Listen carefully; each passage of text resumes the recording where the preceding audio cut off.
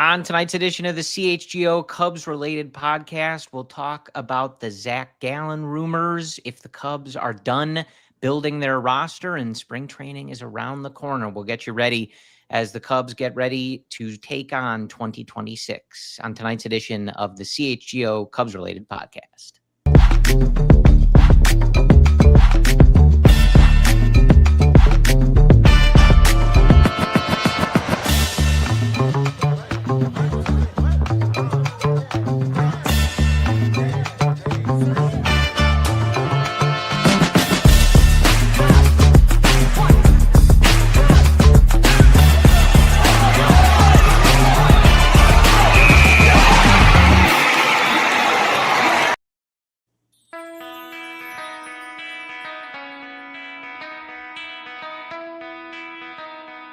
This is the CHGO Cubs Related Podcast driven by Toyota. Let's go places. Hello, everyone. My name is Corey.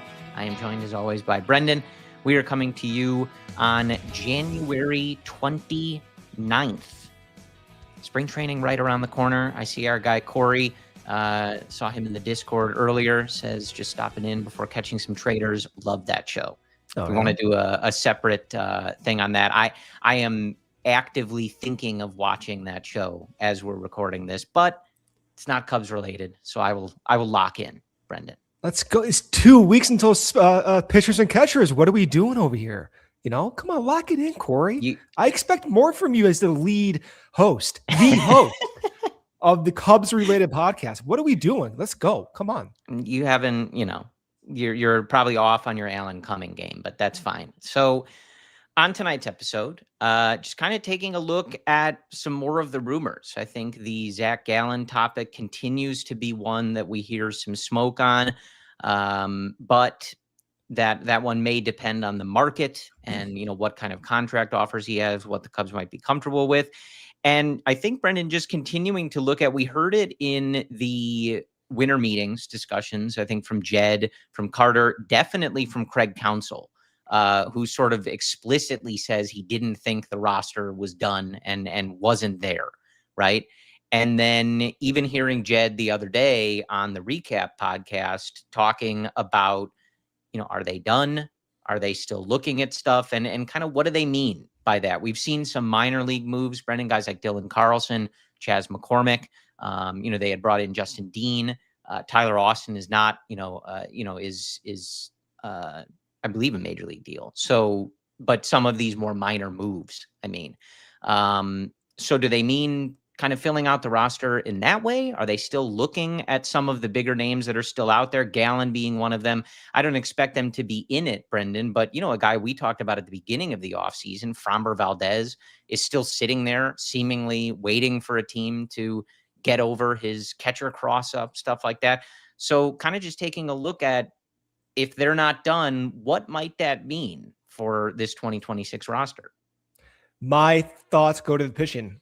We know about the Cubs wanting to improve positional flexibility and depth. We see Chas McCormick being signed, Dylan Carlson being signed to minor league deals, Justin Dean, who you just mentioned. So they appear to be filling out the positional side with depth in those minor league outfielders, but there's not a robust market for positional free agents where you would want to go out and spend, $5+ million. On the pitching side, the market is still not fully done. Zac Gallen, Framber Valdez, you mentioned it. And for someone like Zac Gallen, we'll talk about his stuff and his options in greater detail as the show goes on. But just as a starting point, I know you're maybe not instinctually liking the idea or trying to piece together all the parts. But from my perspective, I can see it making a lot of sense, not just for 26, but 27 and beyond. And really the motivation for me liking that idea is driven by 2027 and beyond. Yeah, I wouldn't say I don't like it. It's more just as the conversations have evolved, trying to piece together how does it work? Yeah, how does it work? But, that is one of those things where ultimately my position would be, that's not my job to solve. And if they're spending money and bringing in talented players, and, Gallen would be one that you're looking to kind of fix a little bit from what went wrong with him last year. But I'm never going to be. I think that's overblown, but we'll talk about it. Well, just in terms of getting better results. Of course. Fine. But I think the whole, and I'm not putting words in your strong word. Well, you hear it all around from social. I don't believe fix is an accurate description of his overall profile. I want to push back on that. Back to glory. Fine. I mean, whatever, but there's still, we'll talk about it. Yeah. I mean, I do think though, ultimately, like I feel like I'm thinking like, okay, how are they going to make this work? But at the same time, like, they have the staff to figure that out. And as I've said many times, Tommy Hotovy and Craig Counsellor are excellent people to figure that out. And if the front office keeps bringing these guys in, it's for a reason. They're not naive to the potential situation you would end up in where you're saying, hey, we feel like we have 6 or 7 capable starters. How are they all pitching? How are we all keeping them on their routine? Some of them we can't send to the minors. Do we move them to the bullpen? Do we do a 6-man? Do we do piggybacks? All these different things. And we can talk about those hypotheticals, but I'm not against that. I'm just sort of wondering aloud how they would do it, but I'm all in favor of them. And one of the points I want to bring up that Jed did, I think, hit specifically on the recap podcast the other day, that like hour-long interview that he did. And then even just thinking back to everybody's comments over this offseason at the winter meetings, at CubsCon, all this stuff. One of the things that seems to be coming up a lot, Brendan, is planning for the worst and being prepared. That's something I feel like I keep hearing Jed mention or at least allude to. And that's where kind of my questions about, well, how do you make it work? Whatever.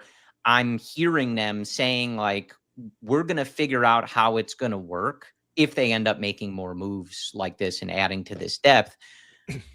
We'll deal with that. And that would be a lovely situation for us to be in. But the one situation that this front office seems intent on avoiding is kind of what happened last year in the playoffs, where you're asking yourselves like, shoot, like, some of our guys, how are we even going to get the innings filled? Yeah. What do we do? Who are we confident in?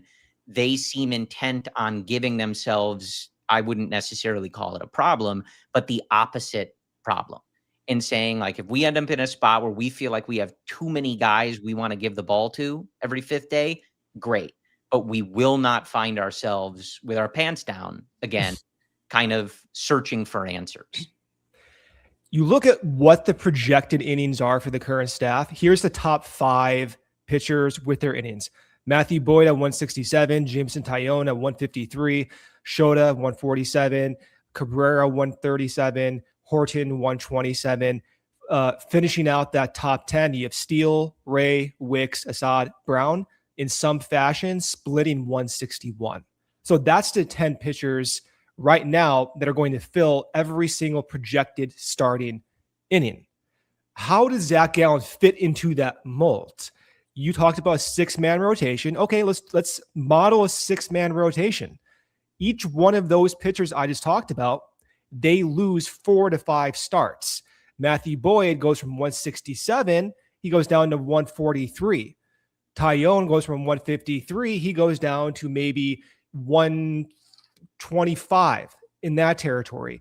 Then Zac Gallen would get 25 or so starts with around 125 to 130 innings. That's what a 6-man rotation looks like if every single pitcher is healthy.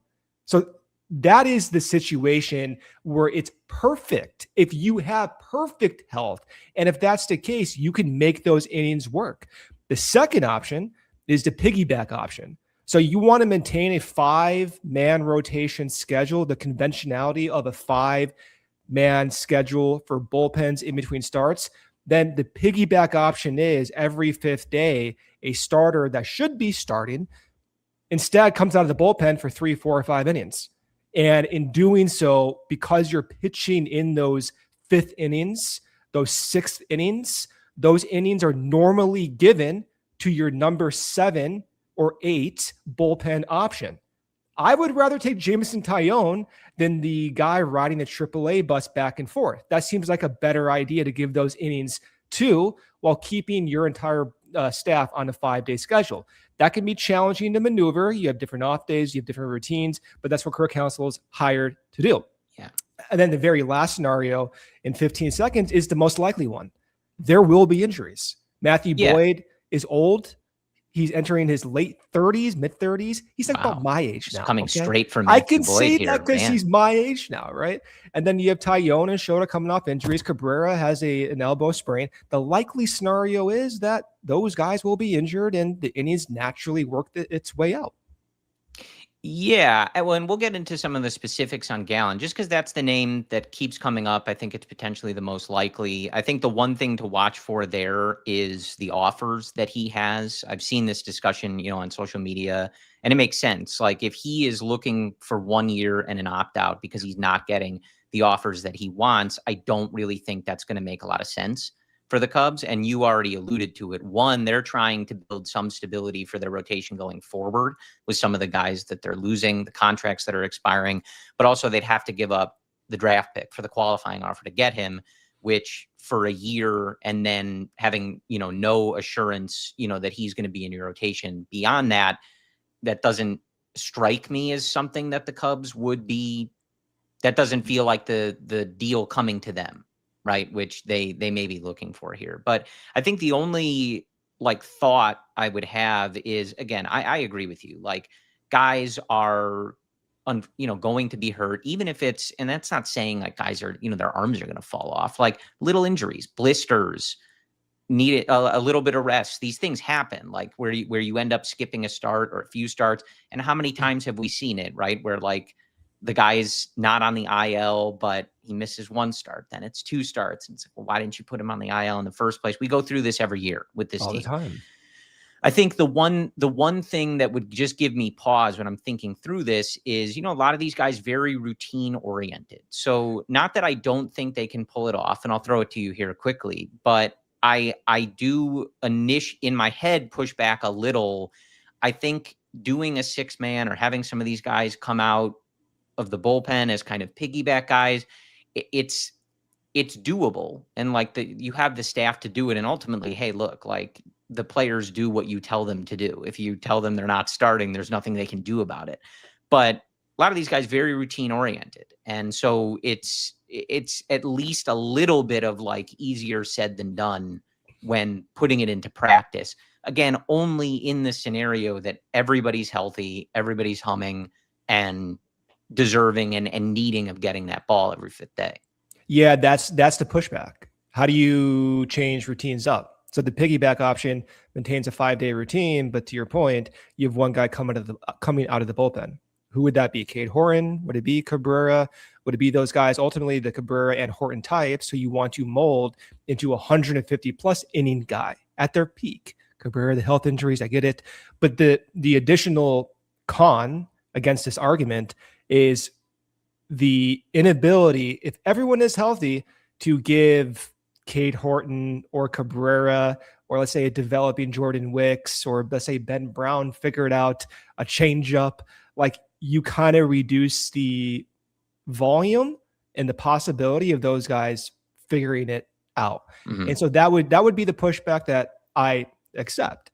I'm willing to risk that though, because if you can, to your point, if you can get Zac Gallen for 27 beyond, then I think you do have to at least play that risk, and it is a real risk. If it's a 1-year, $20 million guarantee with an opt-out, I'm not interested. I'd rather take the risk and what they currently have and then reevaluate at the trade deadline.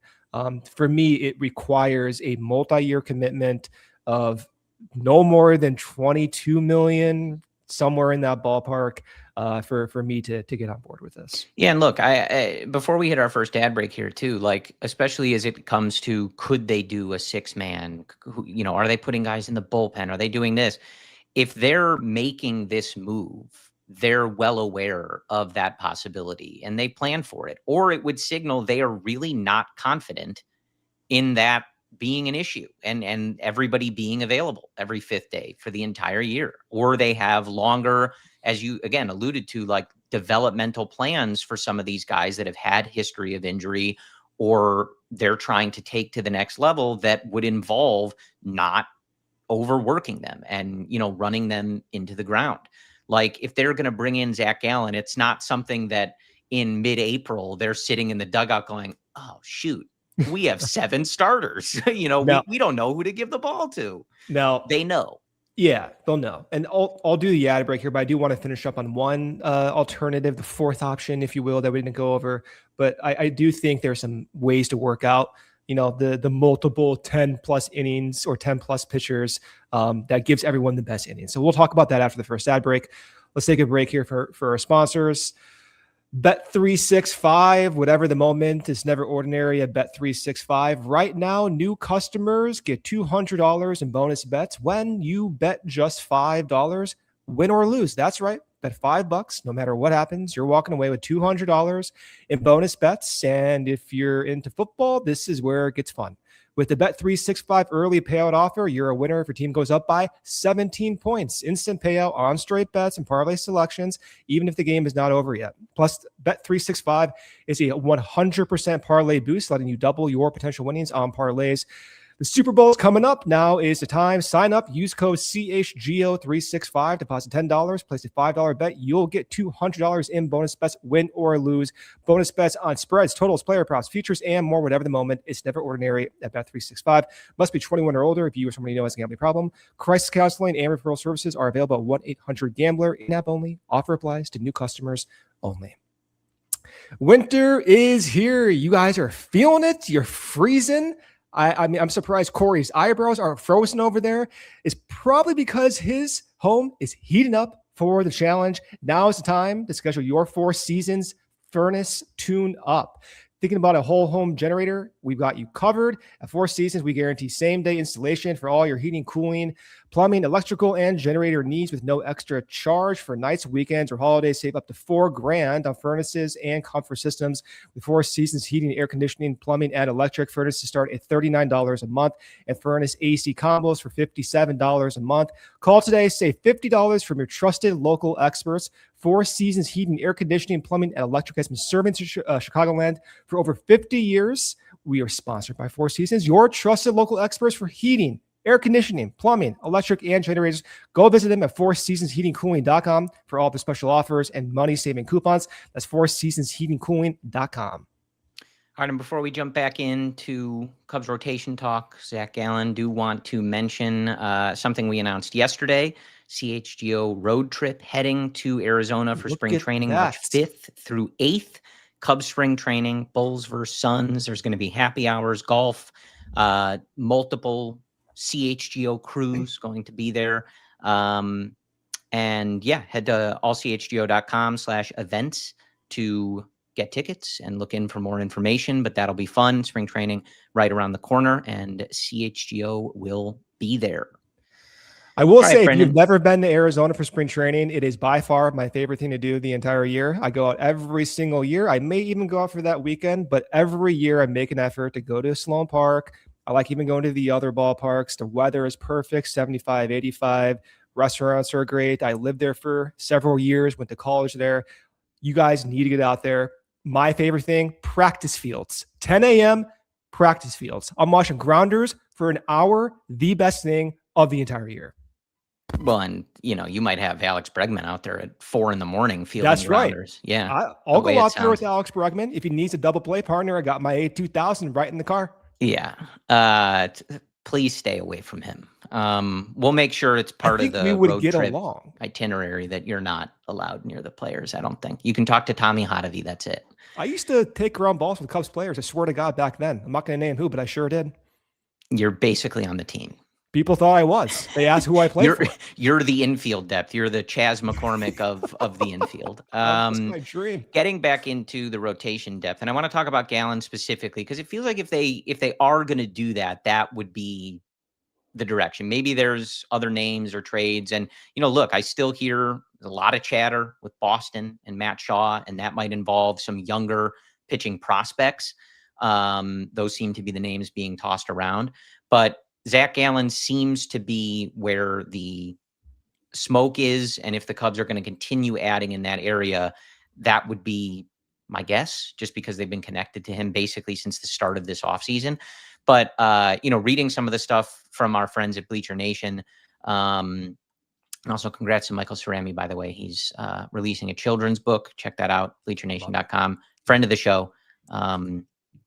But they mentioned in one of their articles, the Cubs got at least 4 starts from 9 different guys last year. Now, one of those was Drew Pomeranz. So he was just opening, and I don't know if you want to count that, but no, you count it, because who else is going to get sure, it's reflective of the overall points that they got that many starts, at least 4 from 9 different guys, and then still found themselves at the end of the season and in the playoffs asking who was effective, who was healthy, who could they trust to not give up a 450-foot home run to Andrew Vaughn, and lo and behold, it was still happening.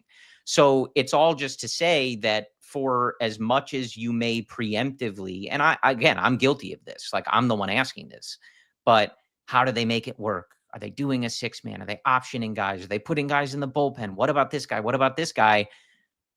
It's much more likely that is not the outcome. Right.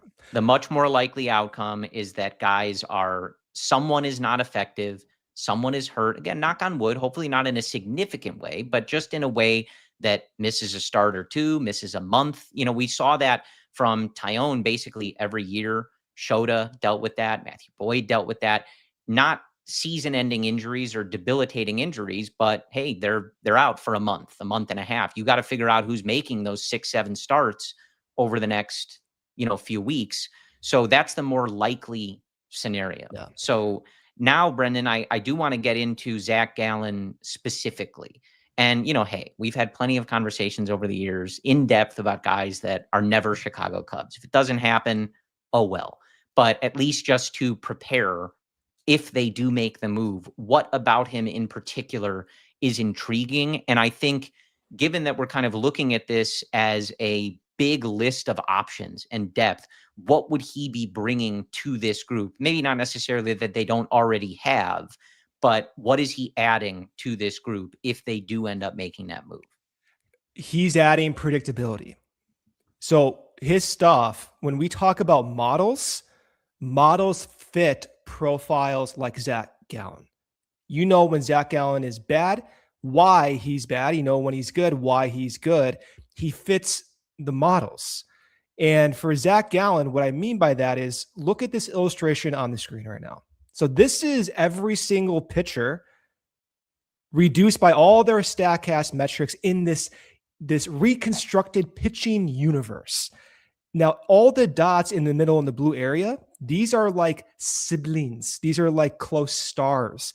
If you notice, Zac Gallen's in the middle. He's like a lot of different pitchers. Sometimes this is a good thing. And for Zac Gallen specifically, I think this is a predictability thing, because Zac Gallen, for many years before 2023, he was productive. And we know why he was productive. The main reasons is that he has a fastball with a unique combination, with some cut and some carry that he located well, with a nice north to south profile of breaking pitches, and a changeup to boot. So the reason he's been struggling over the years is the fastball slightly off. This is a guy who, when he throws a fastball, the way it crosses home plate, Corey, is in the 95th percentile of uniqueness. So it crosses home plate at like an angle.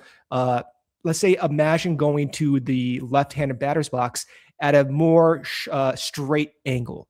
And so that's what makes him unique. And over the years, it's deviated just a little bit. There's a slight little hiccup in that fastball shape. But the reason to want someone like Zac Gallen is because you know what needs to be fixed. It's not just a multi-pitch thing. It's not some type of need to develop a second or third pitch type like many of their flyers they take on minor league guys. It's not that. It's a matter of trying to get that fastball shape, which is slightly off, back to where it was 3 years ago. And then the question is, well, why is that happening? I trust the Cubs' incredible investment in biomechanics in their pitching infrastructure to at least have a good idea of how to address that. What you're getting with Zac Gallen is someone who's predictable, who's conventional, who honestly, if you look at the past 4 years, he might be the biggest, most projectable pitcher on this market because he's thrown more four seams than anyone. You talk about percentiles, 100th percentile four seam fastball thrown last year. You have a huge sample size of what this guy does well and what he does not do well. If you're a model-oriented approach that the Cubs take, I think he does fit their desires, if you will, on spending money. Yeah, hey, I'm into it. I mean, I think at that point, you would be hard pressed to look at the group and not see the potential ceiling. And ultimately, I don't know the exact number you're looking at, but you're hoping to have a handful of these guys healthy and pitching well when you head into October. You don't need all of them to be. So loading up on this depth and just building that potential ceiling is certainly a way to go. And I go ahead. I think that to go back to the earlier word they used, the word fix, Zac Gallen over the past 4 years, his expected ERA, I know some folks will roll their eyes at this, but his expected ERA was tight year to year. 3.8 to 4.2. That was the range the past 4 years. That means at worst, his current version is a league average starting pitcher. The going rate of a league average starting pitcher on the market is about $20 million. That is what his current asking price is. So if you actually go out and give a Zac Gallen $20 million contract, you're asking him to produce league average value, which the projections say he has a pretty good chance of doing. And then you get the ceiling, and then you limit the difficulty in filling out your rotation 2027 and beyond, because Shota's coming off the books, Taillon's coming off the books, Boyd's coming off the books. You got to fill these roles somewhere. And in some respect, it's almost like rolling over Taillon's contract to Zac Gallen with a similar type of risk profile and projection profile. Yeah, and obviously, hopefully you have a better idea. I mean, you will one way or the other of what you're looking at in Cabrera, Cade Horton after a full year. Justin Steele obviously going to be coming back, but hopefully by the end of the year, you feel confident going into 2027 that he's going to be good to go and back to his normal form. Yeah, and so I see Robert's question in the chat. Can someone tell me if Ben Brown is working on another pitch? He's going to be an interesting one, Brendan, because I know, there were plenty of people that when they were throwing him out there as a starter that never wanted to see that again. And I would expect, I've always liked the idea of seeing what he could do in kind of maxing out in short relief, like really committing to that, not as a piggyback guy or, maybe he's spot starting, maybe he's, in mop up duty, but really committing like, all right, let's see if he could be a late inning reliever. But he's also one of those guys that I think they're going to keep him stretched out and try to succeed as a starting pitcher as long as they can. And I don't know what that point is where you kind of fully move off of that, but they've always believed in the potential. You've seen it at times. The flashes are clearly there. And I would guess as we head into this year that that's the angle they try until they feel like they've, sort of exhausted every avenue of making that work. Yeah, and that is, like, again, one of the consequences of going out and getting Gallen. Because if you're interested in giving Ben Brown that space, that runway to grow into that pre-arb, early arb guy, well, Gallen will be eating those innings, and he'll be taking away innings from probably Jordan Wicks as well. So that is the pushback. But the reason, just to hammer down this point before I do the next ad break, the reason for Zac Gallen is contextual. So it's the 1-year deals the Cubs have coming off the books. It's the next free agent class, which is not particularly inspirational. And it's the depth in this current organization that is a little shallow. I mean, we're talking about Jordan Wicks, Ben Brown. Their ceilings are obvious, but we've seen what their floors have looked like over the past 2 years.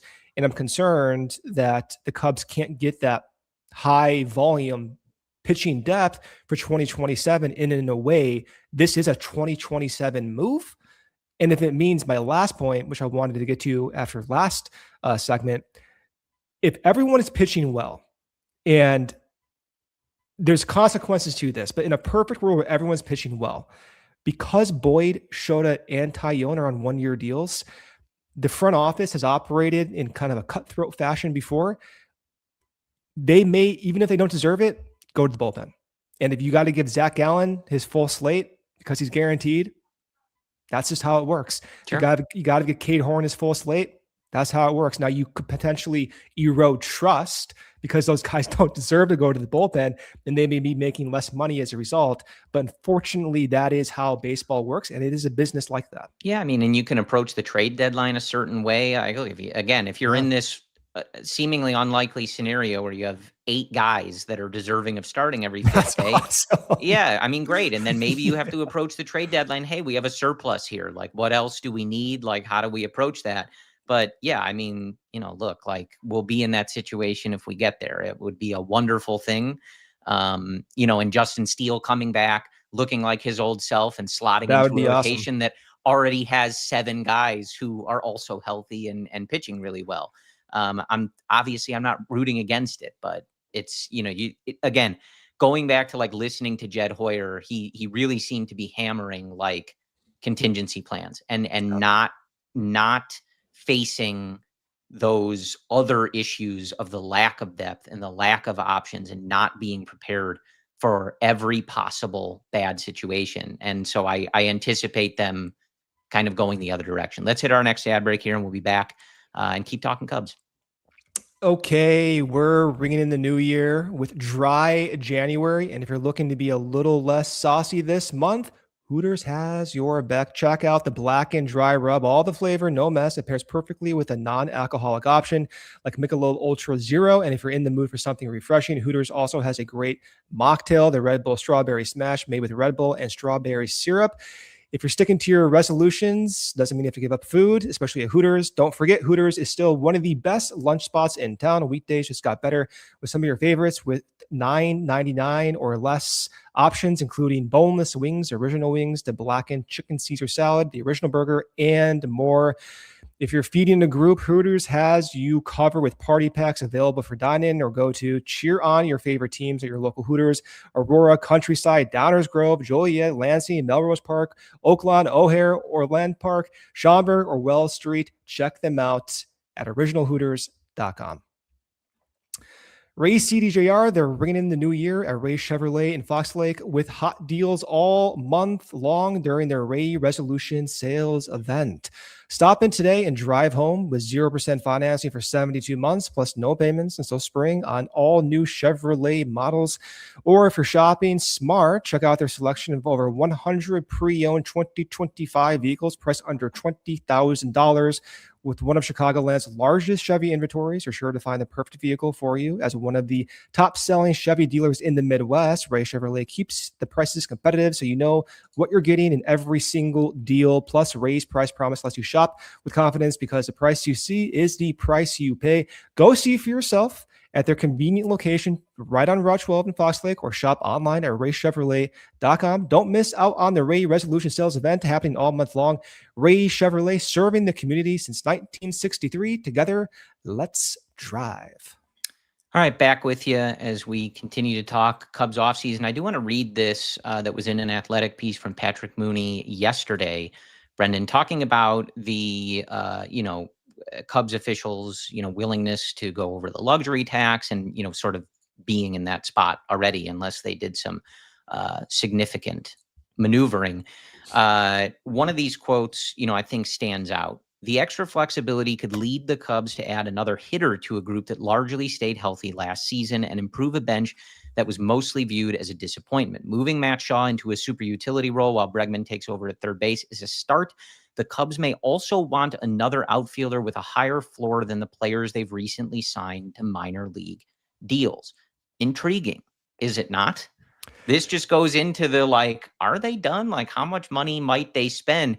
Because in years past, Brendan, the majority of the talk we were getting from some of the beat writers was blatantly the opposite of this. Yeah, it's just like unfamiliar territory. Putting it down, like they are not going over the tax. They are not signing this guy. They are not doing this. And so hearing some of these things, doesn't guarantee anything. Sometimes the smoke is wrong, et cetera, et cetera. But it is interesting to continue hearing these like Zac Gallen rumors, these pitching rumors, and to, hear something like that or read something like that from Patrick Mooney, where, we were talking at the start of the show about guys like McCormick and Dylan Carlson that they brought into the fold on minor league deals. Carlson in particular is, not sizable relative to everything else, but if he does make the MLB roster, I think it was a couple $1 million. So not nothing if he does actually stick on the MLB roster. But then to still be hearing like, well, they may not feel like they're done. And that does, take me back to Craig Counsell at CubsCon, I think. CubsCon are the winter meetings, kind of saying like, no, I look at the roster and I don't think there's enough. We need more. And he did it as like we're not done. There's no way I accept this. That was the tone I got from Craig Counsell. I don't know what that means, dude, because ever since you and I started doing these podcasts, it has been the first year of the luxury tax. Every single year they went over it. They paid about $5 million in fees in the mid to late 2010s, but it would be unfamiliar territory. Right now, they currently stand by MLB cuts by about a couple million below that first tier of the tax. They signed Gallen, they're near the second tier. I don't know if there's payroll, at least cash, that can be rolled over from last year because they didn't go over from the Bellinger money. I don't know how any of that works, but it's refreshing. Like I'm savoring the possibility. I'm already content with the offseason, and now you're going to give me more players, like relatively content in a reasonable form. So I don't know. I do believe if we're going to improve anywhere else, just the money that does make sense in terms of projected value would be in pitching and would be in Zac Gallen. But if they go out and make a trade, let's say Matt Shaw's involved in this trade, maybe, right? Maybe you get a positional piece that makes sense that does surprise us. Yeah, look, I'm all for them. And it to me, it squares the same as the talk we just had about the rotation, like just planning for these contingencies, having these plans in place in case things go poorly. And that can include injuries, that can include performance. And, look, if you did trade Shaw, we talked last week about liking the idea of having someone who had such a strong second half and who you believe in as a former top prospect to be that super utility guy and serve as that depth in place of thinking like last year, guys like Brujan, Birdie, Justin Turner, Gage Workman, et cetera, Nicky Lopez, right? I mean, it's a longer list. It's like one of those Sporkle quizzes. Like sometimes do you ever do that for the 2025 Cubs, by the way? No, I got it stresses me.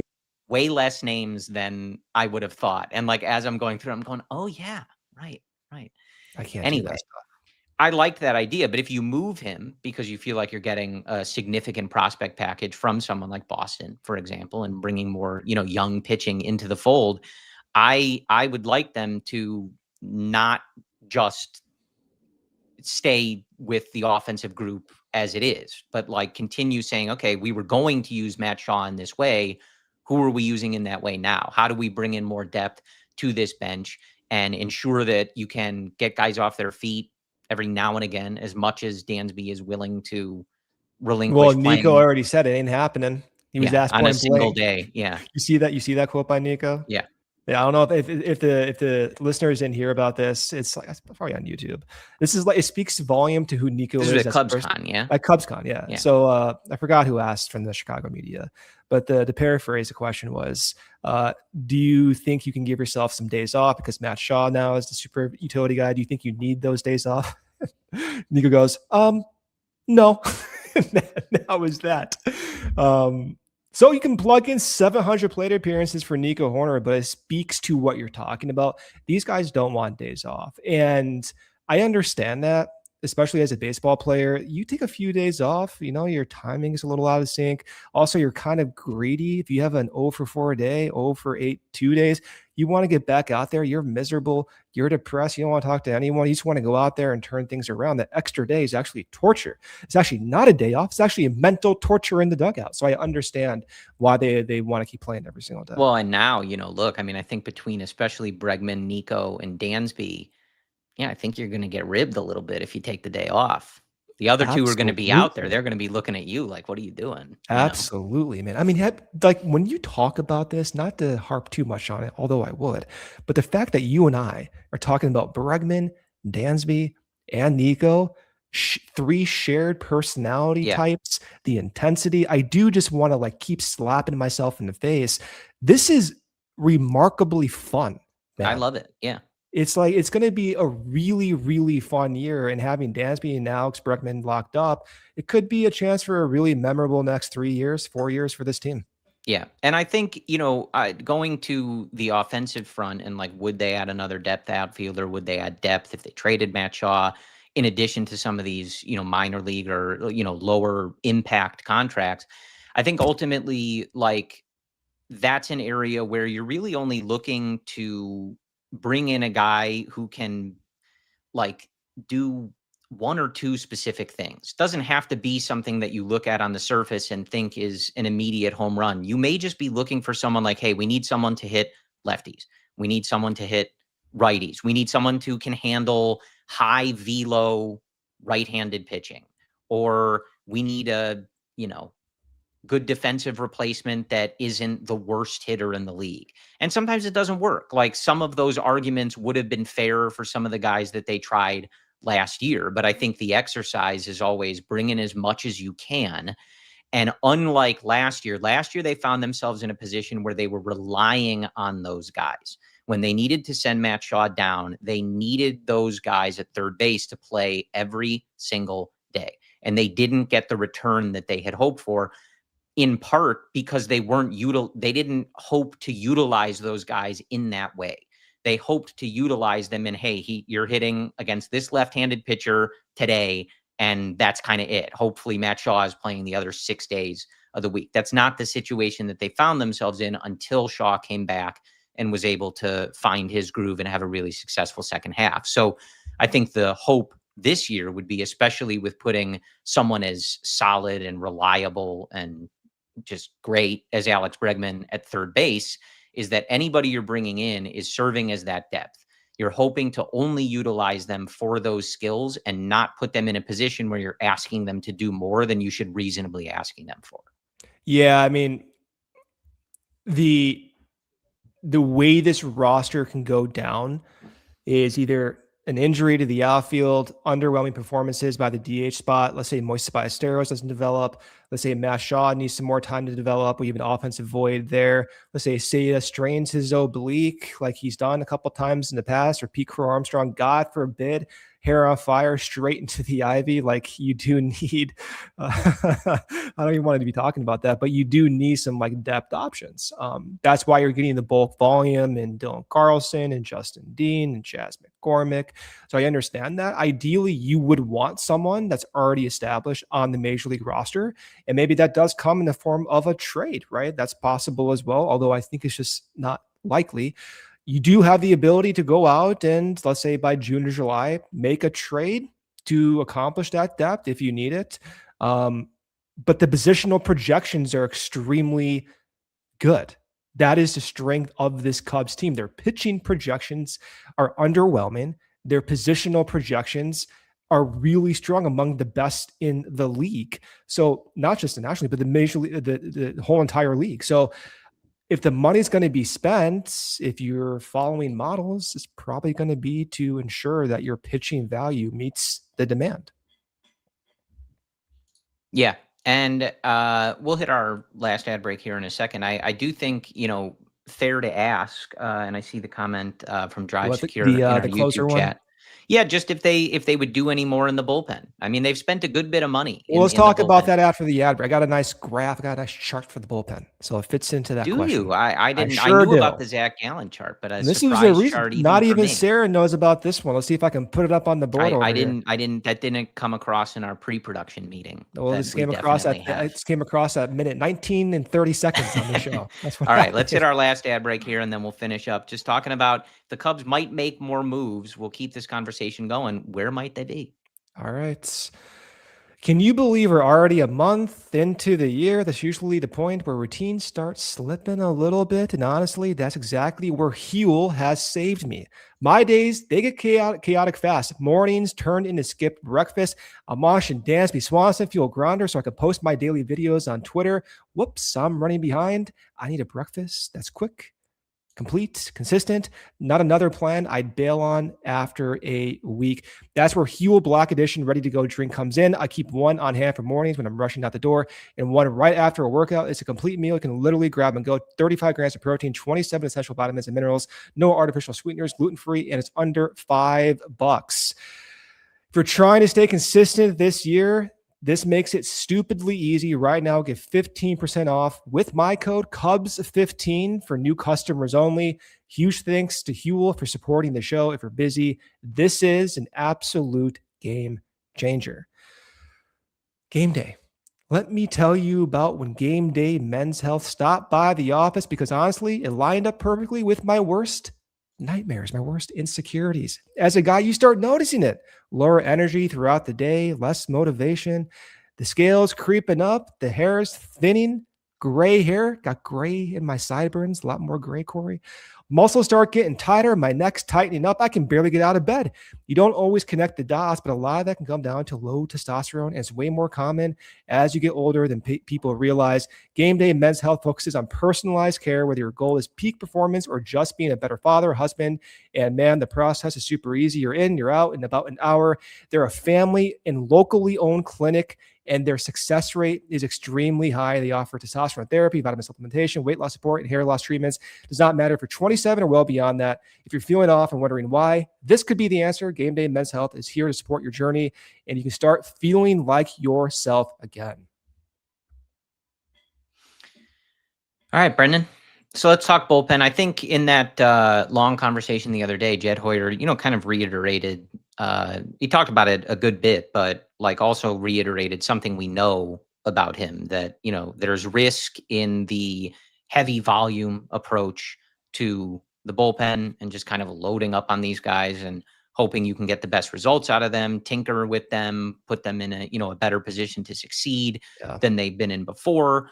But that he, sort of feels like the bigger risk is committing multiple years to a high value reliever. And if that doesn't go exactly as you plan it, you're in a bit of a pickle there. So not surprising that this is kind of how they put it together. But as we talked about, like, spent a good bit of money here, brought in some strong options for this bullpen, but have they brought in options that are in that high leverage late inning arena?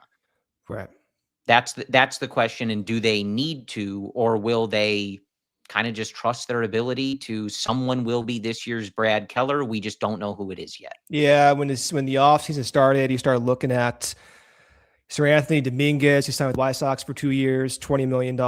You start looking at Peter Fairbanks, who signed for double digits in AAV. And those would be the guys I had preferred the Cubs look at. But for $10+ million, the comparison is Hunter Harvey for $6 million, Phil Maton for about $7 million. And they're able to save some of the money from not going double digits and spend on multiple relievers. I think you can make a pretty convincing argument that, at least for bullpen, volume exceeds, one guy that's had a couple good years just as a recent track record. But the way I look at the bullpen now is look at all the different pitching options they have. Here's every single move they have made, whether it's returning guys or going out in free agency to get major league deals or minor league deals. And I'm not even including the 3 most recent minor league deals that they signed over the past few days. But just to give you a ballpark of what they've done, they've signed 1, 2, 3, 4, 5, 6, 7, 8 minor league pitchers with profiles that are unique. Colin Snyder is one of them. Colin Snyder has a low release point, has a fastball that should be tailing, but for some reason it carries and it cuts. Corbin Martin, he has some major league experience, throws over 95 miles per hour in a minor league deal. You have Ryan Rollison, literally looks like a Justin Steele mirror. I can get into this on a different day, but his stuff almost aligns perfectly with Justin Steele. Jeff Brigham, MLB experience, has some funk, some low release. His stuff flies. Tyler Beede is a former major league top prospect, former first rounder. Yaxel Rios throws over 96. More recently, Trent Thornton tore his Achilles, has good stuff. Some of that cut profile from his fastball. I'm going to butcher this guy's last name, but Gabe Klubasitis, I believe. He's 6'8", played it in the independent ball. He has, a 6'8" big frame. And then Charlie Barnes, who's played in Asia, has very unique stuff, lefty, but no success at the organized stateside level. Then you have Hobie Milner, Caleb Thielbar, Jacob Webb, Hunter Harvey, Phil Maton, Colin Ray, all coming in to fill out the bullpen. So I just listed almost 20 guys, Corey, that you can look at each one of their profiles and think, yeah, that kind of makes sense. I like the bulk approach. Do I think they need an experienced high leverage reliever? I absolutely do. I just don't know if that's in the form of spending $10 million on one of those guys, given their profiles. That being said, I would have done it, but I'm not going to convincingly say that is the path forward. I can say, okay, yeah, Phil Maton for $7 million, Hobie Miller for a couple million.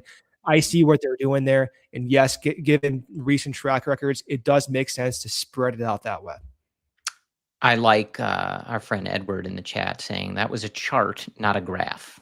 I'm sorry, Edward, So I don't know the distinction. There weren't any plot points on that though. So I colored them. Fair. Yeah, it was color coded. It was nice to look at. You are right, Edward. Yeah. I mean, I think I tend to agree with you overall. I think the stuff that we've talked about so far in this episode, starting pitching depth, continuing to pile on there, and especially depending on what ends up being the outcome, if there is a Matt Shaw trade, if that smoke is even real, et cetera, those would be the areas that if they are going to continue pushing, that would be where I would do it. I think they've proven that they can do good work with this volume approach and they can find these guys. Worst case scenario, you get to the deadline and feel like you don't have anybody to go along with Daniel Palencia and be those late inning leverage guys. And, they even did that to a degree last year, even with the success of Brad Keller. Like Andrew Kittredge pitched a lot of big innings for this team. And that was a guy that they didn't pay a particularly big price for at the deadline. And, there he was like as one of the more reliable guys in this pen. So it's I don't want to keep doing that though. And going out and trading like mid-tier prospects. Yeah. I was literally about to say that, especially in a system that is falling further down the rankings. So there's not a lot to continue pillaging from. Yeah. And I think at a certain point, like Dan Cantrevins and his staff might be like, enough, like I'm trying to replenish this stuff. Leave me alone, Jed. But yeah, I think if you're going to push over this luxury tax, I would do it in a more high impact way, which I think is bringing in more starting pitching. Yeah. And if you do find those guys, as you said, you brought in some nice high potential, formerly successful guys on minor league deals. If there are, major league guys that you feel like could slot into this bench right away, I think they would be better served at that. But it's not. I think this front office, and Jed acknowledged this the other day, like they know what the risk is in this bullpen approach. It is very possible that some of these guys don't work out or you don't feel comfortable with them in high leverage spots. And it's something you have to address. But that's why you sort of just pile it on. They're, obviously very big on these biomechanics, these underlying metrics. And there's a lot of these guys that they feel confident there's something they can unlock there. And you don't have to hit, if you bring in 20 guys to camp that you feel are interesting, you don't have to hit on all 20 of them. You need to hit on what? One or two, given the structure of the current bullpen. And, you have veterans in this bullpen, guys you're expecting to be at least somewhat reliable.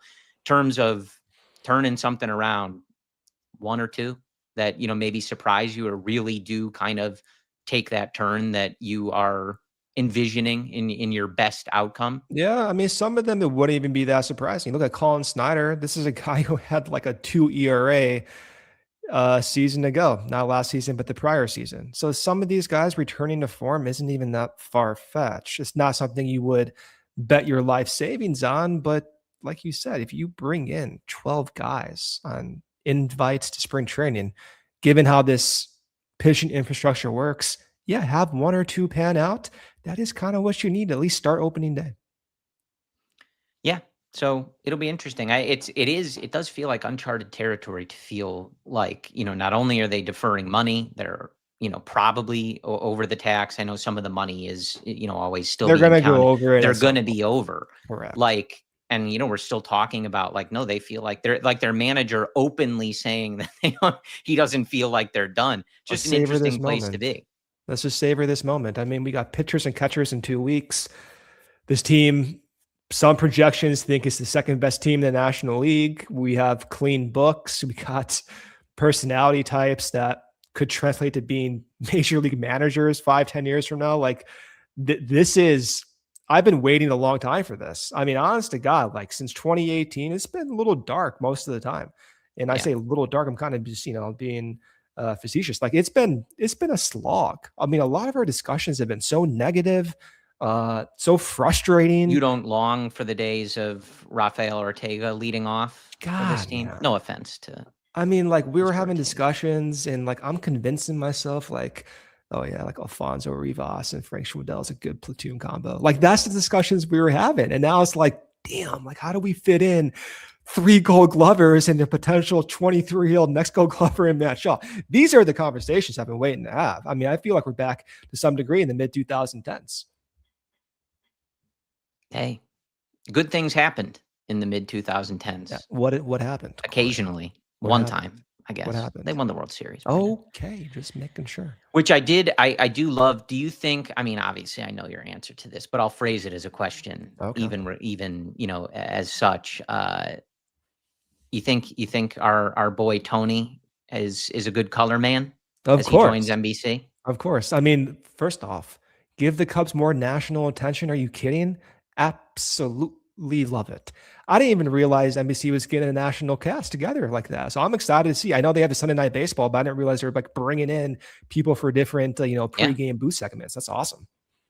Well, and it's a low bar. All they have to do is research the teams that are playing that night at all, and they'll be clearing what ESPN has been doing for the last. So I didn't read the blurb. Is he in the booth or is he in like a studio?